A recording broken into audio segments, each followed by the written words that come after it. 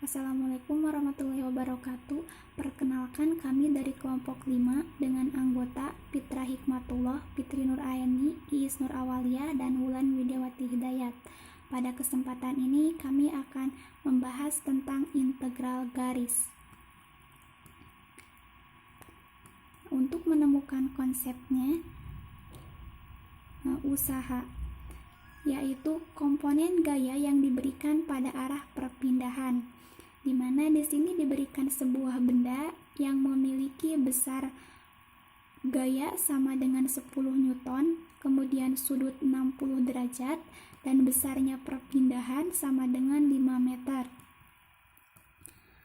Dari dua komponen yang diketahui ini, kita dapat menghitung usahanya.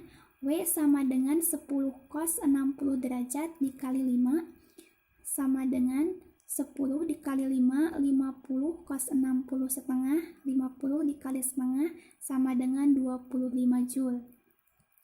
Selanjutnya, dari perhitungan tadi kita dapat membentuk persamaan W sama dengan besar fungsi vektor F dikali besar vektor D cos alfa.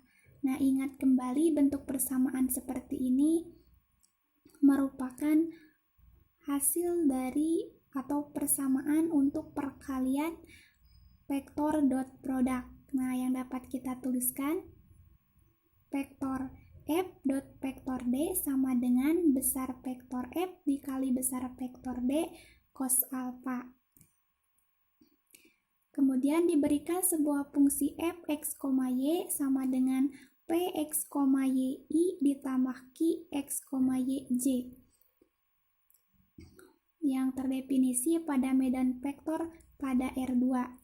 Nah, di sini pada koordinat kartesius tersebar partikel vektor pada medan vektor R2. Nah, kemudian fungsi di atas terdefinisi pada kurva vektor RT, yang dimana RT sama dengan XT I ditambah YTJ dengan interval T lebih dari atau sama dengan A dan kurang dari atau sama dengan B. Nah, berapakah usaha yang dialami partikel di medan vektor tersebut? Kita keluarkan kurva vektornya. Nah, kemudian petan titik pada tanda panah warna merah pada kurva vektor RT, di situ DR merupakan sebagian dari pergerakan vektor. Nah, maka DW adalah seluruh pergerakan atau sebagian besar pergerakan vektornya fungsi F dikali DR, dan W sama dengan total dari usaha dari pergerakan vektor itu integral dengan batas C fungsi F dot DR. Nah, untuk mencari nilai DR, maka dapat kita tuliskan dr dt sama dengan x aksen ti ditambah y aksen tj. Maka diperoleh nilai dr sama dengan diperoleh persamaan dr sama dengan x aksen t dt i ditambah y aksen t dtj. Selanjutnya, persamaan tersebut kita substitusikan ke persamaan usaha W sama dengan integral dari A sampai B Px, T, Yt kali X aksen T dt ditambah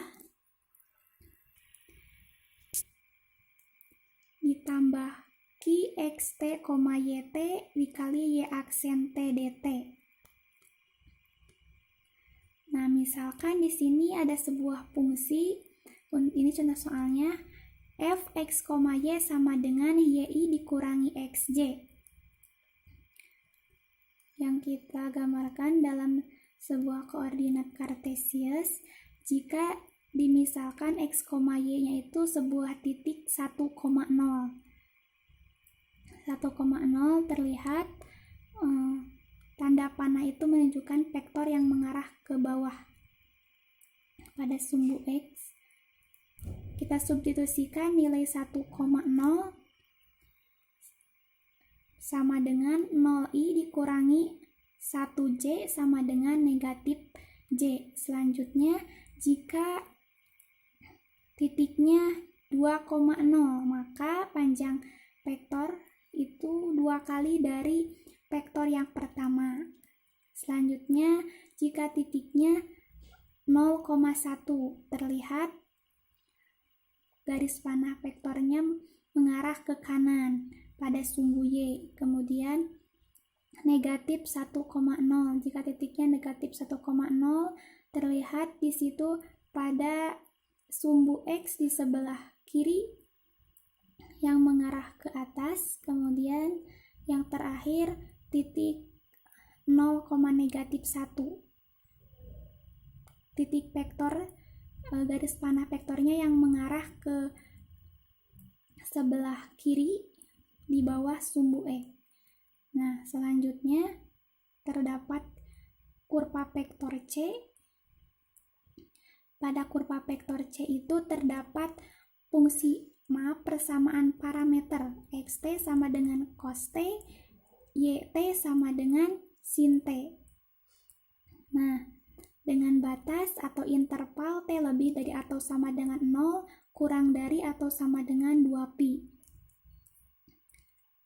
Jika diberikan persamaan parametrik xt, cos t, dan yt sama dengan sin t, maka kita dapat mengingat identitas trigonometri pada persamaan cos kuadrat t ditambah sin kuadrat t sama dengan 1. Maka x kuadrat t ditambah y kuadrat t sama dengan 1 itu bisa kita tuliskan sebagai persamaan lingkaran. Sehingga pada koordinat kartesius dapat kita gambarkan sebuah lingkaran yang berpusat di 0,0 dan jari-jarinya 1. Selanjutnya, tentukan usaha yang dibutuhkan partikel tersebut untuk bergerak di sepanjang kurva C pada medan vektor tersebut. Nah, rumusnya tadi W sama dengan integral C pada fungsi f dot dr.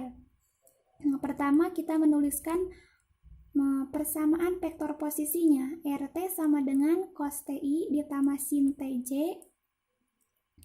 Dari itu diperoleh dari persamaan parametrik. Selanjutnya turunan dari RT aksen atau dr dt sama dengan negatif sin TI ditambah cos TJ. Kemudian kita peroleh nilai dr negatif sin T dti ditambah cos T dtj. Selanjutnya kita substitusikan persamaan parametrik ke persamaan fungsi menjadi ft sama dengan sin ti dikurangi cos tj. Nah, selanjutnya kita substitusikan nilai dr dan ft. W sama dengan integral dari 0 sampai 2pi, itu diperoleh sin t i dikali negatif sin t i menjadi negatif sin kuadrat t dt. Kemudian negatif cos tj dikali cos t dtj menjadi negatif cos kuadrat t dt. Selanjutnya sama dengan integral dari 0 sampai 2pi. Nah, negatif sin kuadrat t ditambah cos kuadrat t dt. Ingat, identitas trigonometri untuk sin kuadrat t ditambah cos kuadrat t bernilai 1. Sehingga negatifnya kita pindahkan ke depan integral. Maka negatif integral 0 sampai 2pi 1 dt sama dengan negatif t dari batas 0 sampai 2pi, maka kita peroleh nilai negatif 2pi. Sekian dan terima kasih. Semoga bermanfaat. Mohon maaf apabila terdapat kesalahan. Wassalamualaikum warahmatullahi wabarakatuh.